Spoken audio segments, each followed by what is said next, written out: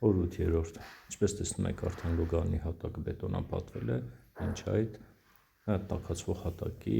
խողովակաշարներ տեղադրվել։ Սա հիմա ցուցադրում ենք նախասրահը, նախասրահի մուտքի դուռը, որը նույնպես հավաքվել է ամբողջությամբ, նախասրահում կամ խոհանոցի հատվածում հատակը ամբողջությամբ բետոնապատված է, մինչ այդ խողովակաշարը հատակի թաքացման համար տեղադրված էր։ Սենյակներից մեկի պատերը հղկման պրոցեսում է,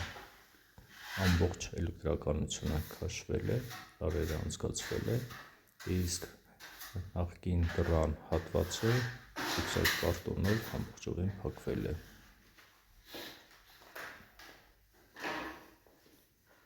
Սենյակում դեռ